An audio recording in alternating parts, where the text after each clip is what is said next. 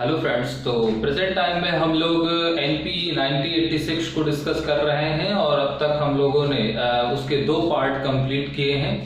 आज की क्लास में हम लोग एनपी 1986 का लास्ट पार्ट डिस्कस करते हैं और कुछ महत्वपूर्ण बातें इस पार्ट के अंतर्गत भी हम सीखेंगे आज। तो हमारा टॉपिक है राष्ट्रीय शिक्षा नीति या नेशनल पॉलिसी ऑफ एजुकेशन 1986। और आज हम लोग इसके अंतर्गत सबसे पहले डिस्कस करते हैं इन्वायरमेंट एजुकेशन यानी पर्यावरण शिक्षा के बारे में।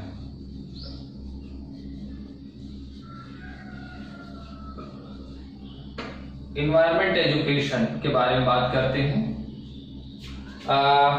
कल हम लोगों ने कंप्यूटर शिक्षा के बारे में बात की थी, तकनीकी शिक्षा के अंतर्गत, कि भारत में जो कंप्यूटर एजुकेशन का उद्भव हुआ या उद्गम हुआ या प्रादुर्भाव हुआ वो राजीव गांधी जी के प्रयासों से हुआ। तो ठीक इसी प्रकार अगर राष्ट्रीय शिक्षा नीति 1986 भारत में कंप्यूटर शिक्षा के रूप में को जन्म देने के लिए उत्तरदायी है, तो ठीक इसी प्रकार पर्यावरण शिक्षा या एनवायरमेंट एजुकेशन के लिए भी राष्ट्रीय शिक्षा नीति 1986 ही रिस्पॉन्सिबल है इंडियन एजुकेशन सिस्टम में। क्योंकि आज हम सभी लोग जानते हैं कि आज एनवायरमेंट एक कंपलसरी सब्जेक्ट के रूप में, एक कंपलसरी कंटेंट के रूप में हमारे सिलेबस में इन्वॉल्व है, चाहे वो स्कूलिंग एजुकेशन हो या फिर हमारे यूनिवर्सिटी या हायर एजुकेशन हो। और आप देखते हैं कि स्नातक स्तर पर पर्यावरण एक अनिवार्य प्रश्न पत्र के रूप में है और जब तक विद्यार्थी पर्यावरण का पेपर सॉल्व नहीं कर पाता है या पास नहीं कर पाता है तब तक उसको वो स्नातक उत्तीर्ण नहीं होता है। तो आज हम इसके बारे में चर्चा करते हैं कि ये जो चीज है वो कहाँ से आई। तो राष्ट्रीय शिक्षा नीति 1986 में पर्यावरण, चूंकि औद्योगिक क्रांति की वजह से मनुष्य बेइंतहा जो है वो प्राकृतिक संसाधनों का दोहन करने लगा और जिससे चाहे वो ग्रीन हाउस हो या फिर तमाम तरह का जो है ऋतु परिवर्तन हो या मौसम की एक जो है असामान्यता हो, नदियों का दोहन हो या तमाम और भी तरह के प्रदूषण या प्राकृतिक जनित समस्याएं आई, तो इसको लेकर के यूएनडीपी जो यूनाइटेड नेशन एनवायरमेंटल प्रोग्राम नरेगू में स्टार्ट किया गया, तो उसके परिप्रेक्ष्य में शिक्षा को भी उत्तरदायी माना गया और राष्ट्रीय शिक्षा नीति 1986 ने कहा कि हमें आने वाली पीढ़ी को एक स्वस्थ वातावरण उपलब्ध कराना है और इसके लिए हमें आज से ही उन्हें अपने आसपास की जो इकोलॉजी है या जो क्लाइमेट है उसके प्रिजर्वेशन के लिए, उसके संरक्षण के लिए हमें उन्हें प्रशिक्षित करने की जरूरत है। तो राष्ट्रीय शिक्षा नीति 1986 ने पर्यावरण शिक्षा को स्टार्ट करने की बात की और कहा कि पर्यावरण शिक्षा जो है वो विद्यार्थियों को दी जाएगी विद्यालयी स्तर पर और विश्वविद्यालय या उच्च शिक्षा के स्तर पर। तो यहाँ पर उन्होंने क्या किया, पर्यावरण शिक्षा को पहली चीज तो इंट्रोड्यूस किया और कहां पर इंट्रोड्यूस किया, स्कूलिंग एजुकेशन में भी इंट्रोड्यूस किया और दूसरा हायर एजुकेशन में भी उन्होंने इसको इंट्रोड्यूस किया।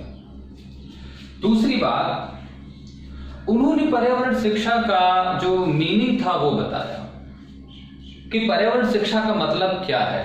पर्यावरण शिक्षा का मतलब है कि पर्यावरण के बारे में जानकारी देना या पर्यावरण के विभिन्न जो घटक है उनके बारे में प्रशिक्षित करना, उनके बारे में नॉलेज शेयर करना या उसके बारे में अवेयरनेस गेन करना। तो ध्यान रखें क्योंकि पर्यावरण के बारे में केवल जानकारी ही महत्वपूर्ण नहीं है, यानी इसमें अवेयरनेस भी होनी चाहिए, नॉलेज भी होनी चाहिए और एक तरीके से स्किल भी होनी चाहिए रिगार्डिंग इन्वायरमेंट प्रोटेक्शन। तो हमें इन्वायरमेंट को प्रोटेक्ट करना है। इन्वायरमेंट का संरक्षण करना है, और इन्वायरमेंट संरक्षण के लिए केवल सूचना ही जो है पर्याप्त नहीं है, बल्कि व्यक्ति को उन क्रियाकलापों में, उन व्यवहारों में हमें प्रशिक्षित भी करना है, उनमें कौशल भी उसको देना जिसके द्वारा वो पर्यावरण को प्रशिक्षित जो है वो संरक्षित कर सके। तो यहाँ पर एक बार एग्जाम में इन्वायरमेंट एजुकेशन का मीनिंग पूछा गया, और वो इन्वायरमेंट एजुकेशन का मीनिंग जो राष्ट्रीय शिक्षा नीति 1986 ने बताया वो आज भी वही मीनिंग एप्लीकेबल है। तो हम वो मीनिंग जरा जान लेते हैं। तो इन्होंने इन्वायरमेंट एजुकेशन का मतलब क्या बताया, जरा इसको समझ लें। यानी environment education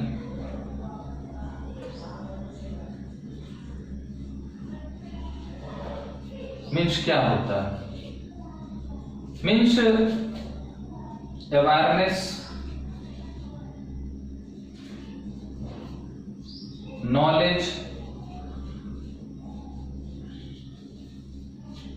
and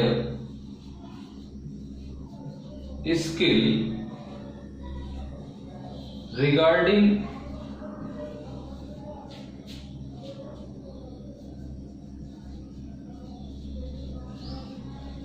environment protection. यानी प्रोवाइड द अवेयरनेस या जनरेटिंग द अवेयरनेस। यहां पर प्रोवाइड शब्द भी हम इस्तेमाल कर सकते हैं, या जनरेटिंग वर्ड भी इस्तेमाल कर सकते हैं। तो पर्यावरण शिक्षा का मतलब क्या है? पर्यावरण शिक्षा का मतलब है कि पर्यावरण संरक्षण के बारे में जागरूकता, उसके बारे में ज्ञान और उसके बारे में कौशल। हमने कौशल की बात क्यों की यहाँ पर? क्योंकि कौशल अगर नहीं होगा व्यक्ति तो वो कर कैसे पाएगा? उसको पता तो है कि पेड़ लगाना चाहिए, लेकिन वो पेड़ लगा नहीं पाएगा। उसको पता है कि गंदगी नहीं फैलानी चाहिए, या गंदगी जो है हमें आसपास सफाई रखनी चाहिए, लेकिन वो सफाई रख नहीं पाएगा। तो पर्यावरण शिक्षा केवल सूचना आधारित विषय नहीं है, इस बात को ध्यान रखिएगा। पर्यावरण में हम व्यक्ति को सूचनाएं भी देते हैं, और व्यक्ति को पर्यावरण संरक्षण से संबंधित क्रियाकलापों में प्रशिक्षित भी करते हैं। तो मीनिंग समझ में आया? Environment education means provide awareness या generating awareness, knowledge and skill about या regarding environment protection।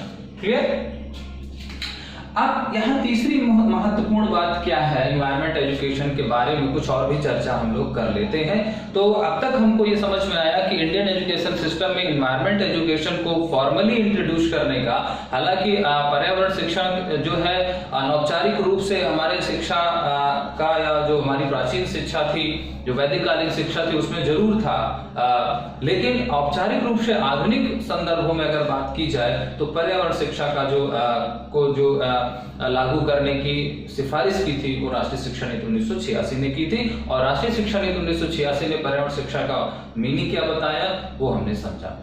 अब 2003 में सुप्रीम कोर्ट ने या एक डिसीजन दिया, और उस डिसीजन के द्वारा environment education Indian education system में कंपलसरी है। यहाँ पर स्कूलिंग एजुकेशन और हायर एजुकेशन में तो इंट्रोड्यूस कर दी गई, प्रारंभ कर दी गई, लेकिन वो अनिवार्य नहीं थी। हमने कहा ना कि आज हमें यूजी लेवल पर पर्यावरण का पेपर क्लियर करना कंपलसरी होता है, और अगर हम पर्यावरण का पेपर क्लियर नहीं कर पाते हैं तो हमको स्नातक की उपाधि नहीं दी जाती है, भले ही हमने तीनों ईयर्स के पेपर क्वालिफाई कर लिए हों।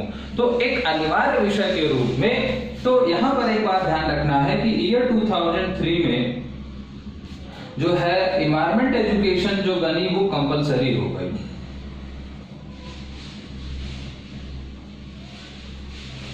एनवायरमेंट एजुकेशन क्या हुई? कंपलसरी हो गई। और किसके द्वारा? By Supreme Court. Supreme Court के एक आदेश के द्वारा। तो ध्यान रखें कि इस साल को भी आपको ध्यान में रखना है। और भारत में आज पर्यावरण शिक्षा एक अनिवार्य शिक्षा के रूप में है, और वो भी सर्वोच्च न्यायालय के 2003 के एक आदेश के अनुसार है, के आधार पर है। दो बातें और भी यहाँ पर ध्यान लेते हैं कि जब राष्ट्रीय शिक्षा नीति 1986 ने भारतीय शिक्षा व्यवस्था में पर्यावरण शिक्षा को मंजूरी दी या पर्यावरण शिक्षा को प्रारंभ करने का सुझाव दिया, तो यहाँ पर एक प्रश्न पूछा जाता है कि फिर भारत में पर्यावरण शिक्षा को प्रारंभ करने वाला या स्टार्ट करने वाला पहला विश्वविद्यालय कौन था। यह भी आपके एग्जाम में पूछा गया क्वेश्चन है।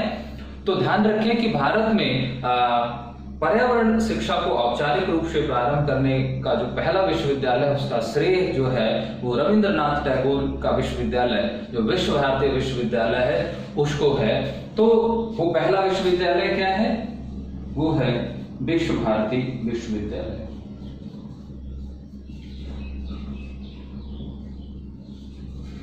इस बात ये बहुत एक महत्वपूर्ण क्वेश्चन है जो इस टॉपिक से रिलेटेड पूछा गया कि भारत में एनवायरमेंट एजुकेशन स्टार्ट करने वाली, फॉर्मल रूप से एनवायरमेंट एजुकेशन को as a subject, as a stream start करने वाला पहला यूनिवर्सिटी है, तो वो है विश्व भारती, जिसे हम शांति निकेतन पहले जानते थे, और आज ये जो है वो विश्व भारती विश्वविद्यालय के नाम से संचालित होता है। दूसरी बात, एक यहाँ पर एक और क्वेश्चन को ध्यान में रखना है कि पूरे वर्ल्ड में एनवायरमेंट एजुकेशन को स्टार्ट करने वाली पहली कंट्री कौन थी। तो पहला यूनिवर्सिटी तो विश्व भारती है, लेकिन पहली यूनिवर्सिटी कौन है, या इंडिया की यूनिवर्सिटी तो विश्व भारती है, लेकिन वो पहली कंट्री कौन थी, तो वो पहली कंट्री है स्वीडन। तो ध्यान रखें कि ये एक क्वेश्चन भी आपको पूछा जाता है कि पूरे विश्व में पर्यावरण शिक्षा को प्रारंभ करने वाला पहला देश कौन था। तो स्वीडन एक ऐसा देश है जहां पर सबसे पहले एनवायरमेंट एजुकेशन को स्टार्ट किया गया। विश्व भारती इंडिया की पहली यूनिवर्सिटी है जहां पर एनवायरमेंट एजुकेशन फॉर्मली स्टार्ट की गई। 2003 में सुप्रीम कोर्ट के एक डिसीजन के द्वारा environment education Indian education system में एक कंपलसरी एजुकेशन के रूप में बनी, और 1986 की राष्ट्रीय शिक्षा नीति के द्वारा भारत में एनवायरमेंट एजुकेशन को फॉर्मली फॉर्म में इंट्रोड्यूस किया गया। और एनवायरमेंट एजुकेशन का मतलब है एनवायरमेंट प्रोटेक्शन के बारे में नॉलेज, अवेयरनेस और स्किल जनरेटिंग से। तो इतनी बात यहाँ पर आपको पर्यावरण शिक्षा के बारे में ध्यान रखनी है राष्ट्रीय शिक्षा नीति 1986 के संदर्भ में। चलिए, एनवायरमेंट एजुकेशन के बाद एक और एजुकेशन के बारे में बात करते हैं, वो है टीचर एजुकेशन, यानी अध्यापक शिक्षा।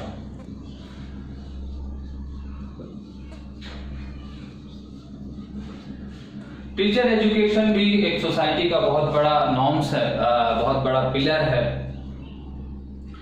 जो बीएड, बीटीसी और तमाम तरह के अध्यापक प्रशिक्षण के कार्यक्रम हैं, बीपीएड, एमपीएड, डीएलएड, ये सारे जो हैं जो एक तरीके से टीचर प्रोडक्शन फर्म के रूप में या टीचर प्रोडक्शंस इंस्टीट्यूशंस के रूप में जाने जाते हैं।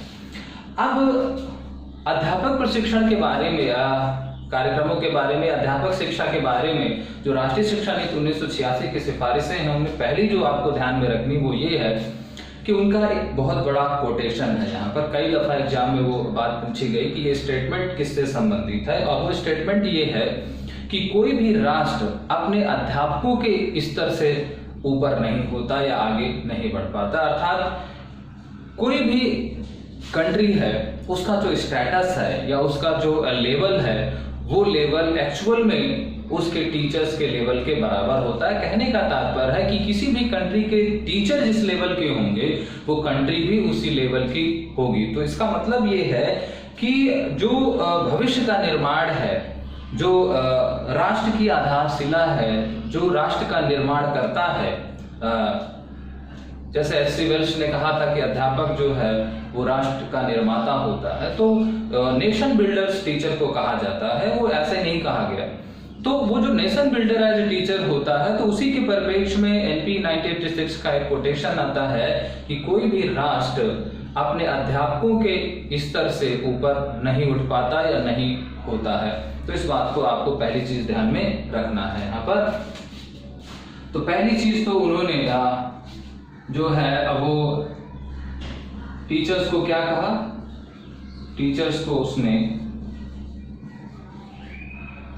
नेशनल बिल्डर कहा, राष्ट्र निर्माता कहा, और कहा कि कोई भी राष्ट्र अपने अध्यापकों के स्तर से ऊपर नहीं होता या ऊपर नहीं जा पाता। दूसरी बात, उन्होंने एक और बात कही कि अध्यापक शिक्षा को दो भागों में बांटा गया।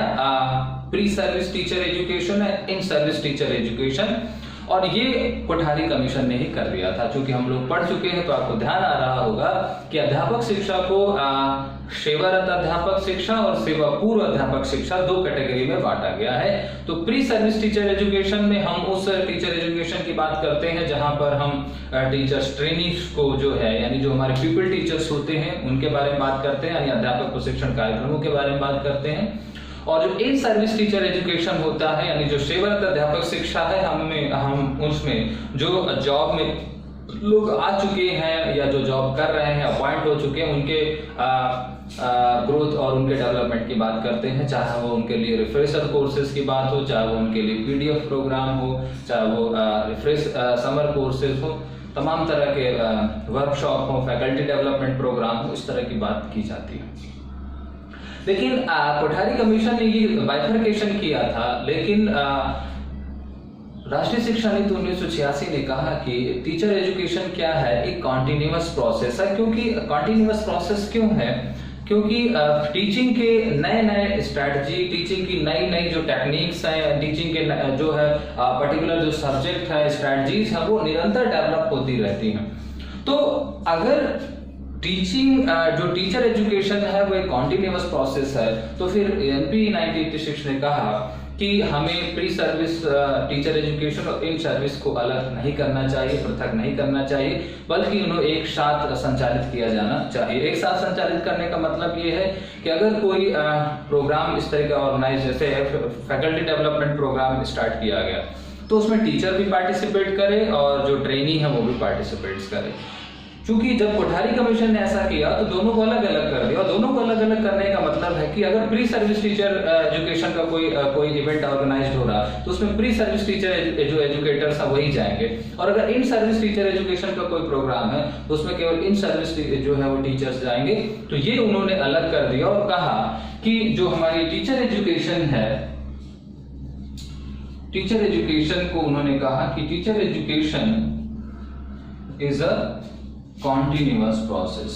ये स्टेटमेंट भी आपको ध्यान में रखना कि अध्यापक शिक्षा एक सतत प्रक्रिया है, और अगर सतत प्रक्रिया है तो फिर इसके आगे उन्होंने कहा कि फिर हमें प्री सर्विस टीचर एजुकेशन और इन सर्विस टीचर एजुकेशन को अलग नहीं करना चाहिए, बल्कि साथ साथ रखना चाहिए। तो दूसरी बात कि अगर अध्यापक शिक्षा के बारे में बात की जाए तो अध्यापक शिक्षा, अध्यापक को राष्ट्र निर्माता किसने कहा, या ये कहा कि भाई कोई भी राष्ट्र अपने अध्यापकों की स्तर से ऊपर नहीं उठ पाता, ये बात किसने कही? तो एनपी 1986 ने कही। दूसरा, किसने कहा कि टीचर एजुकेशन एक सतत प्रक्रिया है या कॉन्टिन्यूअस प्रोसेस है, ये बात किसने कही? ये बात भी जो है वो एनपी 1986 ने कही। और इस बात का मतलब क्या है? इस बात का मतलब है कि प्री सर्विस टीचर एजुकेशन और इन सर्विस टीचर एजुकेशन को हमें एक साथ ही संचालित करना चाहिए, इनको एक दूसरे से अलग नहीं करना चाहिए। तीसरी बात उन्होंने क्या कही? तीसरी बात, चूंकि भारत में अध्यापक शिक्षा की जो सर्वोच्च संस्था है वो संस्था है NCT, national council of teacher education, यानी राष्ट्रीय अध्यापक शिक्षा परिषद, और इसकी जो स्थापना हुई थी वो स्थापना हुई थी 1973 में। अब आप कहेंगे कि अगर इसकी स्थापना 1973 में हुई थी तो फिर ये राष्ट्रीय शिक्षा नीति 1986 ने यहाँ पर क्या काम किया? क्योंकि उस समय ये केवल एक सलाहकार निकाय के रूप में थी और ये कोई संवैधानिक संस्था नहीं बनी थी। तो राष्ट्रीय शिक्षा नीति ने 1986 ने कहा कि जो अध्यापक शिक्षा में अगर आपको सुधार करना है तो अध्यापक यानी एनसीटी को और सुदृढ़ बनाया जाए और इसको अधिकार दिए जाए और इसको पावर दी जाए और इसको जो है स्वायत्तता दी जाए। तो इसलिए सरकार ने फिर एनसीटी को जो है वो 1993 में जो है वो एनसीटी एक एक्ट बनाया जाता है, एक कानून बनाया जाता है और उसके द्वारा इसको एक संवैधानिक संस्था का या स्टैट्यूटरी बॉडी का जो है वो दर्जा मिलता है। और फिर 1995 में इसके क्षेत्रीय कार्यालय भी खोले जाते हैं और इसे अपने वर्तमान अस्तित्व में भी आती है। तो क्योंकि ये दोनों चीजें यहाँ पर पूछी जाती हैं तो कई बार ये प्रश्न पूछा गया कि राष्ट्रीय एनसीटीई को एक संवैधानिक संस्था का और एक इसको और अधिकार देने की बात और इसको अधिक पावरफुल बनाने की बात किस समिति ने की? तो वो समिति ना हो करके वो एक पॉलिसी है, यानी एनपी 1986 ने एनसीटी को और जो है वो पावरफुल बनाने की बात की, और एनपी 1986 की ही रिकमेंडेशन पर 1993 में एनसीटी को एक कॉन्स्टिट्यूशनल बॉडी तो नहीं है, लेकिन एक पार्लियामेंट्री बॉडी या एक तरीके से हम इसको संवैधानिक संस्था, क्योंकि दो तरह की संस्थाएं होती हैं, संवैधानिक संस्था और संवैधानिक संस्था। तो ध्यान रखें कि ये जो यूजीसी है, एनसीटीई है या एआईसीटीसी है, ये संवैधानिक संस्थाएं हैं, संवैधानिक संस्थाएं नहीं। दो तरह की चीजें होती है, एक कॉन्स्टिट्यूशनल बॉडी होती है, एक स्टैट्यूटरी बॉडी होती है। तो ये सब स्टैट्यूटरी बॉडी है, संवैधानिक संस्थाएं, यानी संसद में पारित एक कानून के द्वारा इनका जो है वो फाउंडेशन किया गया है या फॉर्मुलेशन हुआ है। संवैधानिक संस्थाएं वो होती है जिनके गठन का उल्लेख भारतीय संविधान में है, भारतीय संविधान के मूल में है। तो ये संविधान में नहीं, बाद में संसद में इनको मंजूरी दी गई। तो ये सब क्या संवैधानिक संस्थाएं हैं। तो यहाँ पर ये तीन बातें ध्यान में रखनी है। एक चौथी बात ध्यान में रखनी है कि अध्यापक शिक्षा के बारे में क्या इतना ही इन्होंने काम किया। एक बात हम लोग डाइट के बारे में भी पढ़ चुके हैं कि बेसिक लेवल पर जो टीचर ट्रेनिंग प्रोग्राम होते हैं उसके लिए डाइट की भी बात इन्होंने की थी। और पांचवी बात यहाँ पर SCERT के बारे में भी बात की, क्योंकि इसका भी संबंध जो है वो स्टेट लेवल पर टीचर एजुकेशन से है। तो टीचर एजुकेशन के बारे में इतनी सारी बातें जो हैं वो ध्यान रखनी है जब भी आपको राष्ट्रीय शिक्षा नीति 1986 का उल्लेख किया जाए। चलिए, तो नेक्स्ट टीचर एजुकेशन के बाद हम लोग आते हैं एक और कॉन्सेप्ट पर जो 1986 की शिक्षा नीति से संबंधित है, और वो है स्कूल कॉम्प्लेक्स।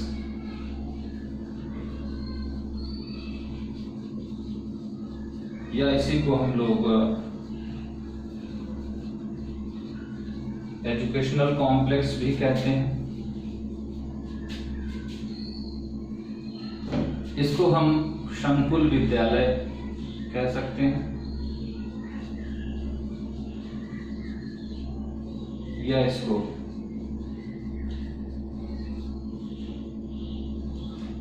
शैक्षिक संकुल भी कह सकते हैं।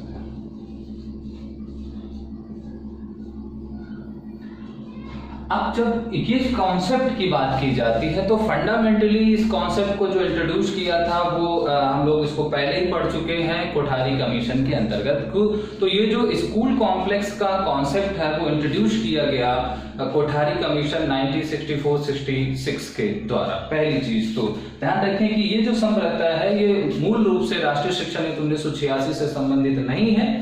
ये जो संप्रदाय है या ये जो विचार है, ये विचार कोठारी कमीशन या नेशनल एजुकेशन कमीशन के द्वारा प्रपोज किया गया। पहली चीज तो यही ध्यान रखना है कि दिस कॉन्सेप्ट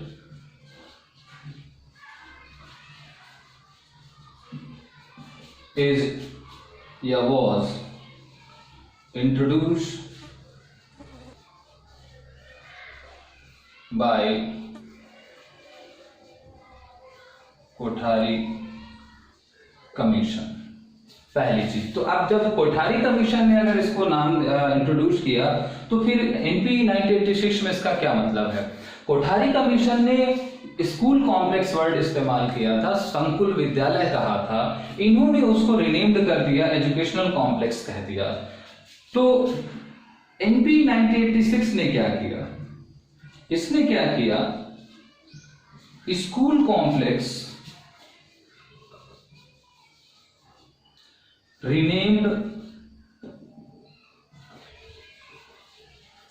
as educational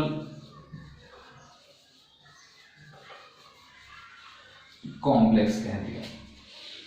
तो संकुल स्कूल कॉम्प्लेक्स उन्होंने, चूंकि स्कूल यानी वहां पर जो बात थी, वहां पर विचार, वहां पर जो नेबरहुड स्कूल थे या आसपास के विद्यालय थे, उन्हीं विद्यालयों को के ही एक समूह को की बात की जा रही थी, उन्हीं का एक क्लस्टर बनाने की बात की जा रही थी। कि 3-4 इंटर कॉलेज है तो इंटर कॉलेज मिल गए, प्राइमरी है तो प्राइमरी मिल गए, ITI है तो ITI मिल गए, पॉलिटेक्निक है तो पॉलिटेक्निक मिल गए, टीचर एजुकेशन के तो टीचर, तो वहां पर सेम कैटेगरी के कॉलेजेस की बात मुख्यतः की गई थी। यहाँ पर उसको थोड़ा सा और रिफॉर्म किया गया, इसीलिए स्कूल कॉम्प्लेक्स की जगह एजुकेशनल कॉम्प्लेक्स वर्ड इस्तेमाल किया गया। अब ये एजुकेशनल कॉम्प्लेक्स है क्या एक्चुअल में? एक तरीके से ये जो एजुकेशनल कॉम्प्लेक्स है ये 8 से 10 इंस्टीट्यूशंस क्लस्टर होता है। क्लस्टर मतलब आप समझ रहे होंगे, गुच्छा होता है। और उसमें ये जो 8 से 10 इंस्टीट्यूशंस क्लस्टर है, इसमें जो इंस्टीट्यूशंस होते हैं वो प्राइमरी स्कूल भी होते हैं, अपर प्राइमरी भी होते हैं, इसमें सेकेंडरी भी होते हैं, हायर सेकेंडरी भी होते हैं, इसमें ITI भी होती हैं, पॉलिटेक्निक भी होते हैं, इसमें टीचर एजुकेशन के प्रोग्राम भी होते हैं, यानी डाइट भी होती हैं, या अध्यापक प्रशिक्षण से संबंधित और जो टीचर्स ट्रेनिंग कॉलेजेस होते हैं, यहाँ पर टीचर्स ट्रेनिंग इंस्टीट्यूट कह सकते हैं। इन सब को मिलाया तो यहाँ पर सारे स्कूल नहीं है भाई, स्कूल शब्द तो केवल यहाँ तक इस्तेमाल होगा, primary, upper primary, secondary, higher secondary, लेकिन ITI को तो स्कूल नहीं बोलते, पॉलिटेक्निक इंस्टीट्यूट को तो स्कूल नहीं बोलते, ट्रेनिंग इंस्टीट्यूट को तो स्कूल नहीं बोलते, इनको तो कॉलेज बोला। इसीलिए इन्होंने इसको रिनेम्ड कर दिया, स्कूल कॉम्प्लेक्स को एजुकेशनल कॉम्प्लेक्स में कन्वर्ट कर दिया। और ये क्या था, ये 8 से 10 इंस्टीट्यूशंस का एक क्लस्टर होता था। तो पहली चीज राष्ट्रीय शिक्षा नीति, जब स्कूल कॉम्प्लेक्स की बात आए तो कोठारी कमीशन सबसे पहले ध्यान रखना, लेकिन जब राष्ट्रीय शिक्षा नीति 1986 के परिप्रेक्ष्य में संकुल विद्यालय की बात आए तो उन्होंने संकुल विद्यालय को जो है वो परिवर्तित करके शैक्षिक संकुल का नाम दिया। और शैक्षिक संकुल का मतलब है कि अब उसमें विद्यालय के साथ साथ दूसरे जो स्थानीय स्तर के दूसरे शैक्षिक संस्थान होते हैं उनको शामिल किया गया, तो इसलिए उसका नाम क्या हो गया, एजुकेशनल कॉम्प्लेक्स पड़ गया। अब एजुकेशनल कॉम्प्लेक्स होता क्या है, 8 से 10 एजुकेशनल इंस्टीट्यूट्स का एक क्लस्टर होता है, जिसमें से इंस्टीट्यूट्स वेरियस कैटेगरी के होते हैं।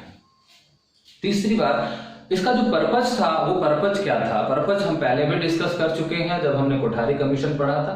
तो पर्पज क्या था, पर्पज होता था स्कूल कॉम्प्लेक्स का कि जो इंस्टीट्यूशंस के पास उनके अपने एक्सपीरियंसेस हैं, जो उनके अपने पास रिसोर्सेज हैं, जो उनकी अपनी फैसिलिटी हैं, उसको वो फ्लेक्सिबल पैटर्न में जो है वो एक दूसरे के साथ म्यूचुअली शेयर करेंगे to improve the educational standard. तो जो हमने कहा कि किसी के पास कुछ अच्छा है, किसी के पास कुछ एक्सपीरियंस है, तो आपस में वो संसाधनों को साझा करेंगे, अनुभवों को साझा करेंगे, अपने फैसिलिटीज को साझा करेंगे, क्योंकि किसी के पास कुछ है, किसी के पास कुछ नहीं है। तो उससे जब एक दूसरे के साथ वो शेयर करते हैं तो इससे जो सबके जो शैक्षिक उन्नति है वो सभी की होती है।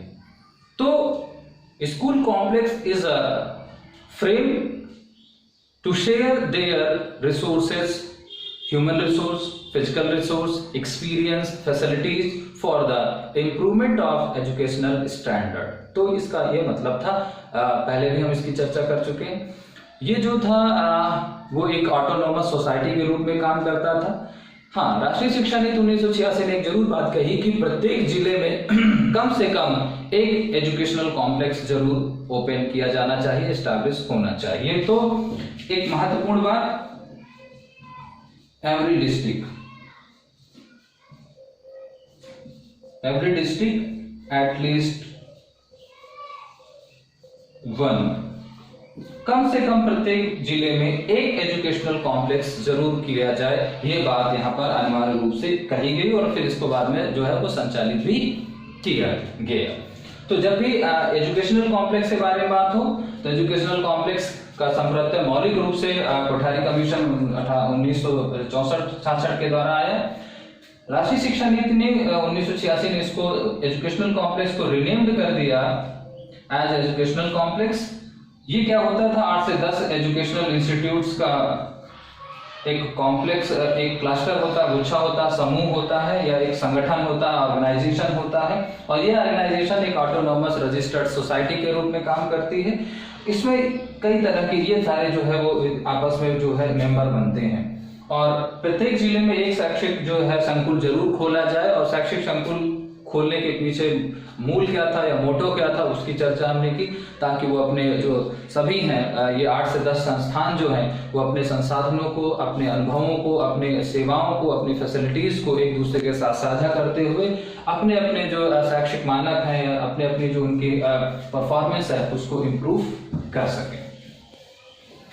तो गाइस, एजुकेशनल कॉम्प्लेक्स के बाद हम लोग चर्चा करते हैं लाइब्रेरी के बारे में, पुस्तकालय के बारे में।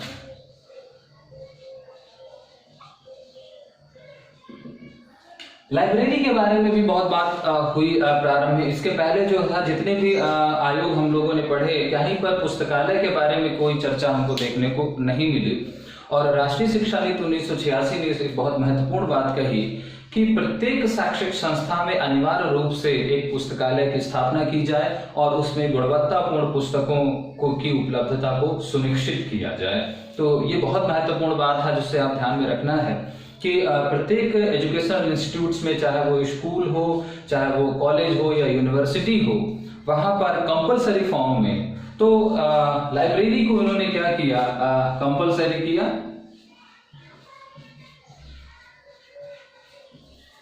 कहां पर? Every institute.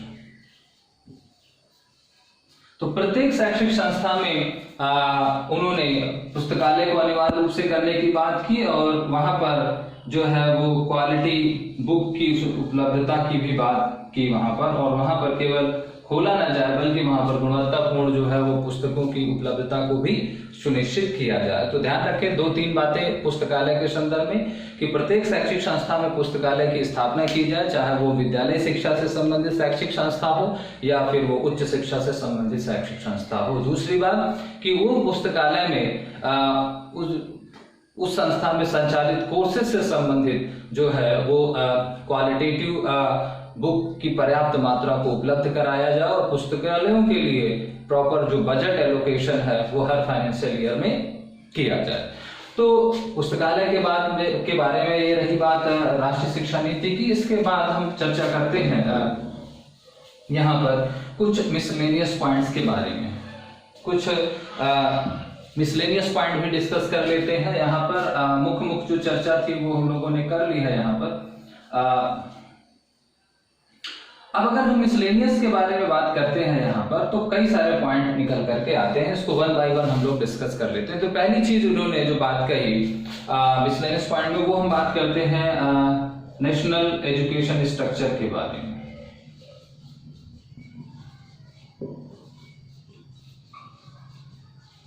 जिसे राष्ट्रीय शिक्षा संरचना कहते हैं। और राष्ट्रीय शिक्षा संरचना भारत की क्या है? 10+2+3। अब यहां पर एक बात ध्यान रखनी है कि जो राष्ट्रीय ये शिक्षा संरचना है यानी 10+2+3 जो फॉर्मूला है, इसको इंट्रोड्यूस किसने किया था? इसको इंट्रोड्यूस कोठारी कमीशन ने ही किया था। ये हम लोग पहले ही पढ़ चुके हैं। लेकिन कोठारी कमीशन ने लागू करने की बात की थी, लेकिन बहुत सारे राज्यों ने तो इसको अडॉप्ट कर लिया था, लेकिन बहुत सारे राज्य जो थे उसको फॉलो नहीं कर रहे थे। तो यहाँ पर राष्ट्रीय शिक्षा नीति 1986 में इस बात का उल्लेख जोर दिया गया कि जो 10+2+3 शिक्षा संरचना, इसको पूरे देश में अनिवार्य रूप से लागू कराया जाए या लागू करने को सुनिश्चित किया जाए। तो एक तरीके से जो लोग आनाकानी कर रहे थे उस आनाकानी को भी समाप्त करने के लिए यहाँ पर जोर दिया गया। और पूरी तरह से अगर हम बात करें कि पूरे भारतवर्ष में जो 10+2+3 संरचना थी उसको लागू करने का या लागू कराने का जो श्रेय है वो है राष्ट्रीय शिक्षा नीति 1986 को।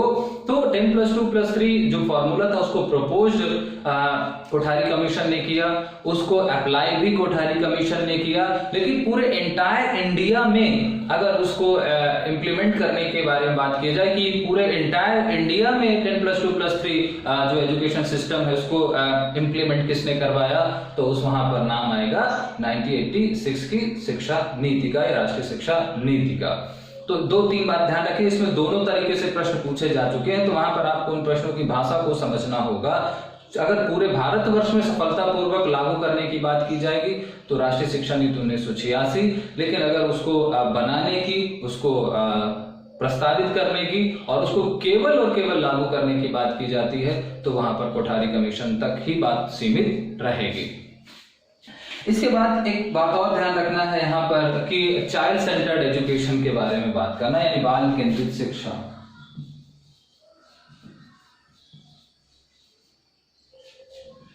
चाइल्ड सेंटर्ड एजुकेशन, तो बाल केंद्रित शिक्षा के बारे में भी जो है वो कई दफा प्रश्न पूछा गया कि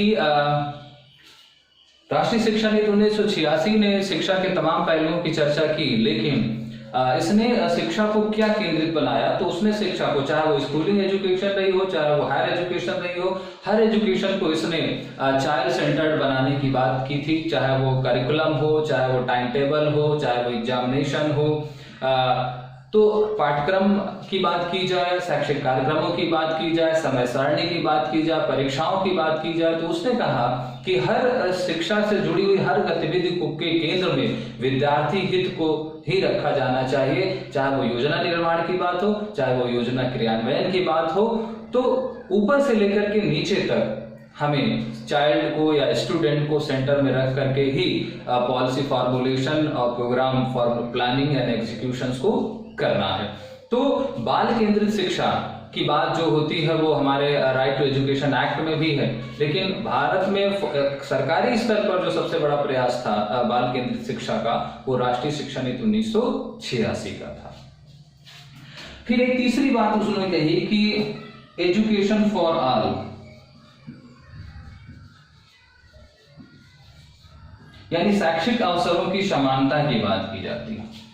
अर्थात जो स्टेट है वो किसी भी व्यक्ति के साथ जाति, धर्म, मजहब, सामाजिक आर्थिक स्तर, निवास स्थान आदि के आधार पर भेदभाव नहीं करेगा। हालांकि शैक्षिक अवसरों की समानता की बात भारत के संविधान के मौलिक अधिकारों में भी, मूल अधिकारों में उल्लेखित है। अनुच्छेद 15 जो भारत का संविधान का आर्टिकल 15 है, वो समानता के अधिकार में बात कही जाती है कि भारत, अगर कोई भी राज्य भारत के किसी भी नागरिक के साथ जो है वो जाति, धर्म, मजहब के आधार पर कोई भेदभाव नहीं करेगा। तो लेकिन यहाँ पर शैक्षिक संदर्भों में बात कही गई है, वहां पर सभी संदर्भों में, शिक्षा सेवा के संदर्भों में, यहाँ पर शिक्षा के संदर्भ में है कि कोई भी स्टेट जो है वो किसी भी स्टूडेंट के साथ किसी भी तरीके का जो है वो पार्शियलिटी नहीं करेगा, रिलीजन के बेसिस पर, कास्ट के बेसिस पर, जेंडर के बेसिस पर, सेक्स के बेसिस पर। तो यहाँ पर शैक्षिक अवसरों की समानता की भी बात की जाती है। तो कई बार यहाँ से भी प्रश्न पूछा गया कि भारत में शैक्षिक अवसरों की समानता की सर्वप्रथम वकालत किस शिक्षा नीति ने की, तो वो एनपी 1986 ने की, और इस तरह का ही प्रावधान अनुच्छेद 15 में भी है। इस बात को ध्यान में आपको रखना है। इसके बाद चौथा पॉइंट यहाँ पर आता है रूरल यूनिवर्सिटीज के बारे में उन्होंने बात कही अपनी।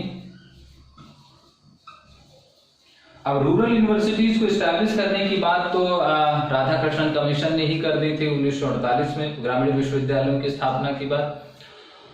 और भारत का पहला ग्रामीण विश्वविद्यालय हमने कहा कि चित्रकूट का जो ग्रामोदय विश्वविद्यालय है वो है, जिसकी स्थापना 91-92 में हुई थी। ग्रामीण विश्वविद्यालयों के बारे में जो राष्ट्रीय शिक्षा नीति 1986 का वक्तव्य है वो ये है कि उन्होंने कहा कि ग्रामीण विश्वविद्यालयों की संरचना में बदलाव किया जाएगा, उनके स्ट्रक्चर को जो है रिफॉर्म किया जाएगा और गांधी जी के शैक्षिक दर्शन पर उनका विकास किया जाएगा या उन्हें संचालित किया जाएगा। तो ग्रामीण विश्वविद्यालय स्थापित हो रहे थे या उसके बारे में सुझाव बहुत पहले था, हालांकि 91 शिक्षा नीति के बाद ही पहला ग्रामीण विश्वविद्यालय खोला गया चित्रकूट में। लेकिन ग्रामीण विश्वविद्यालयों की जो अवधारणा थी वो है गांधी जी के शैक्षिक दर्शन पर, जहां पर हस्त कौशलों के बारे में, मातृभाषा में जो है वो शिक्षा देने के बारे में, जो उनका वर्धा शिक्षा सम्मेलन है, बुनियादी शिक्षा का जो उनका बुनियादी तालीम, जो उनकी एक रिपोर्ट थी जाकिर हुसैन की अध्यक्षता में जो आई थी, तो वो ही बेस है हमारे रूरल यूनिवर्सिटीज का। तो ध्यान रखें कि रूरल यूनिवर्सिटीज की स्थापना की जब बात की जाती है तो राधाकृष्णन कमीशन का जिक्र आता है। लेकिन जब उनके रिफॉर्मेशंस की बात की, उनको रिफॉर्म करने की बात की जाती है, तो वहां पर MP 1986 आता है, क्योंकि इसने उसको जो है ज्यादा तवज्जो दी और उनकी तवज्जो का ही परिणाम था कि 91-92 में जो है वो चित्रकूट में ग्रामोदय विश्वविद्यालय स्थापित हुआ। दूसरा, ग्रामीण जो विश्वविद्यालय है वो किस व्यक्ति के शैक्षिक दर्शन पर आधारित होते हैं, तो वो गांधी जी के शैक्षिक दर्शन पर आधारित होते हैं। तो दो बातें कही राष्ट्रीय शिक्षा नीति 1986 ने कि हम ग्रामीण विश्वविद्यालयों की संरचना में बदलाव लाएंगे या इनमें संरचनात्मक सुधार करेंगे और इनका संचालन गांधी जी के शैक्षिक दर्शन पर ही किया जाएगा, इन्हें संचालित किया जाएगा। ग्रामीण विश्वविद्यालयों के बाद जो बात आती है यहाँ पर, वो आती है समीक्षा के बारे में बात की इन लोगों ने। राष्ट्रीय शिक्षा नीति में ये प्रावधान किया गया कि प्रत्येक 5 वर्ष में जो है वो शिक्षा की समीक्षा की जाएगी। यानी जैसे 5 ईयर प्लान होता था, पंचवर्षीय योजनाएं होती थी भारत के विकास को लेकर के, तो उसी तरह शिक्षा के विकास को लेकर के भी एक पंचवर्षीय योजना चली। मतलब हर योजना तो नहीं बनेगी, लेकिन हर 5 वर्ष में जो है वो शिक्षा की समीक्षा की जाएगी, शिक्षा का एक जो है वो रिव्यू किया जाएगा, उसके आधार पर जो आवश्यक सुधार होंगे उन सुधारों को लागू किया जाएगा। एक और बात उन्होंने कही कि जो सेंट्रल लेवल पर, जैसे central advisory board of education होता है, जो केंद्रीय शिक्षा सलाहकार बोर्ड है, उन्होंने कहा कि CBE की तर्ज पर जो है प्रत्येक राज्य में क्या बोला जाए, state advisory board of education खोला जाए। जैसे NCERT की तरह SCERT खोली जाए, उसी तरह उन्होंने कहा कि जो CAB यानी central advisory board of education की तर्ज पर राज्य में क्या खोला जाए, state advisory board of education भी खोले जाए। अर्थात जो केंद्र सरकार को शिक्षा के संदर्भ में सलाह देने वाली एक जो है वो हाई क्वालिटी बोर्ड होता है या थिंक टैंक होता है, उसी तरह स्टेट को एजुकेशन पर जो है वो एडवाइस देने के लिए या गाइड करने के लिए एक थिंक टैंक बनाया जाए, जिसको हम state advisory board of education के नाम से कहेंगे। तो दो बातें ध्यान रखनी है, एक तो NCERT की तर्ज पर SCERT की बात कही गई और एक CABE के आधार पर SABE की भी बात की जाती है राष्ट्रीय शिक्षा नीति 1986 के द्वारा। इसके अलावा भी एक बात कही गई कि जो हमारी स्कूलिंग एजुकेशन है उसमें गणित एवं विज्ञान को एक अनिवार्य शिक्षा के रूप में भी रखा जाए या उसको अनिवार्य रूप से पढ़ाया जाए यहाँ पर, ताकि चूंकि गणित और विज्ञान का जो विद्यार्थी होता है वो ज्यादा कुशाग्र होता है, ज्यादा उसका जो तर्क होता है वो विकसित होता है, इसलिए गणित एवं विज्ञान के विद्यार्थी को पढ़ाने के लिए या पढ़ने के लिए ज्यादा जो है वो प्रेरित किया जाए। दूसरा, ड्रॉप आउट स्टूडेंट्स के बारे में बात की इन लोगों ने। कहा कि जो विद्यालय छोड़ चुके हैं विद्यार्थी, या जिसे हम वेस्टेज और स्टैग्नेशन के अंतर्गत पढ़ते हैं, कि जो अपनी विद्यालय शिक्षा समाप्त करने के पहले ही किन्हीं कारणों से विद्यालय छोड़ देते हैं, तो उनके लिए उन्होंने कहा कि उनकी तरह फॉर्मल एजुकेशन की तरह ही इनफॉर्मल एजुकेशन को भी या नॉन फॉर्मल एजुकेशन की व्यवस्था की जाए और उनको, और उसी संदर्भ में प्रौढ़ शिक्षा की बात हुई भी, तो ड्रॉप आउट स्टूडेंट्स के बारे में भी जो है वो बातचीत होती है, एक बात कही गई है राष्ट्रीय शिक्षा नीति 1986 के अंतर्गत। तो गाइस, ये थी चर्चा हमारी राष्ट्रीय शिक्षा नीति 1986 के बारे में, जिसको हमने 3 क्लासेस के अंदर कंप्लीट किया। तो काफी कुछ हम लोगों ने इसके बारे में जाना, और आप अगर तीनों क्लासेस को मिलाकर देखें तो काफी इंपॉर्टेंट चीजें आपको निकल करके सामने आ रही हैं भारतीय शिक्षा के संदर्भ में। तो आज से ये हमारा टॉपिक क्लोज होता है, और नेक्स्ट क्लास पर हम लोग एक नई समिति के बारे में डिस्कस करेंगे, MP बुद्ध समिति, और उसके बाद जो आचार्य राममूर्ति समिति, जो एक रिव्यू कमेटी ऑफ MP 1986 के नाम से जानी जाती है। लेकिन आज के लिए इतना ही रखते हैं। गाइस, आज के जो हमारे 2 क्वेश्चन हैं, जो लास्ट टर्म पर हम लोगों ने क्वेश्चन पूछे थे, उसमें से कुछ स्टूडेंट्स ने उसके करेक्ट जवाब दिए हैं, लेकिन कुछ के जवाब करेक्ट नहीं है। तो थोड़ा सा एनालिटिकल मोड पर हमारे क्वेश्चन रहते हैं, इसलिए थोड़ा सा ध्यान से और थोड़ा सा सोच विचार करके उनके जवाब दिया करिए। लेकिन जिन लोगों ने भी जवाब सही दिए हैं वो सीरियसली बहुत अच्छे से पढ़ रहे हैं और वो बहुत जल्द आपको सक्सेस मिलेगी, ऐसे हमारी विश है। तो आज का जो पहला सवाल है गाइस वो ये है कि जो भारत का एजुकेशन सिस्टम है वो बेसिकली ब्रिटिश एजुकेशन मॉडल पर बेस्ड है। ये चर्चा हम लोगों ने कर ली क्योंकि भारत में अंग्रेजों का शासन था। आज का हमारा पहला प्रश्न ये है कि भारत में जो तकनीकी शिक्षा की बात की जाती है, तकनीकी शिक्षा के बारे में जब बात की जाती है तो उस तकनीकी शिक्षा को स्टार्ट करने वाला व्यक्ति कौन था, या भारत में जिसे हम प्राविधिक शिक्षा या इंजीनियरिंग एजुकेशन की बात करते हैं, तो भारत में इंजीनियरिंग एजुकेशन या टेक्निकल एजुकेशन का फादर किसे कहा जाता है। अभी रिसेंटली ही हमने इसकी चर्चा की है, तो अब बहुत इजी सा सवाल हमने पूछा है कि भारत में तकनीकी शिक्षा का जन्मदाता कौन है। दूसरा प्रश्न हमारा ये है कि भारत में जो अध्यापक शिक्षा है, भारत की जो अध्यापक शिक्षा है वो किस देश की अध्यापक शिक्षा से समान है? क्या वो अमेरिका या इंग्लैंड, जर्मनी, जापान? दो प्रश्न है। भारत का टीचर एजुकेशन प्रोग्राम किस देश के टीचर एजुकेशन मॉडल पर बेस्ड है, और भारत में टेक्निकल एजुकेशन का फादर किसे कहा जाता है? ये दो प्रश्न हैं जिसे आपको जवाब देने हैं। प्रयास करिएगा जवाब देने की। इसकी चर्चाएं हम लोग पहले भी कर चुके हैं। तो गाइस आज की क्लास में इतना ही। आई होप आपको ये टॉपिक समझ में आया होगा, इंटरेस्टिंग भी लगा होगा। फिर भी आपके जो सजेशन हो इम्प्रूवमेंट के लिए वो बहुत काइंडली इनवाइटेड है। और वीडियो को लाइक जरूर किया करिए और शेयर करें ताकि ये जो नॉलेज है ये अधिक से अधिक लोगों तक पहुंच सके, क्योंकि तभी हमारा जो मोटो है वो फुलफिल होगा, तभी हमें भी एक मोटिवेशन मिलेगा, ताकि ये जो एक अधूरापन रहता है सोसाइटी में नॉलेज को लेकर के की क्वालिटी जो कंटेंट है वो नहीं मिल पाता, उसकी हम कुछ हद तक पूर्ति कर पाए। तो एक रिक्वेस्ट है कि वीडियो को देखते समय लाइक जरूर करें और अपने फ्रेंड सर्कल में, अपने तमाम सोशल मीडिया प्लेटफॉर्म पर इसको शेयर भी करें। ये हमारी एक आपसे गुजारिश है, एक विनती है। तो गाइस आज के लिए इतना ही। नेक्स्ट क्लास पर एक नए टॉपिक के साथ फिर मिलते हैं। तब तक अपना ध्यान रखिए। Goodbye, take care.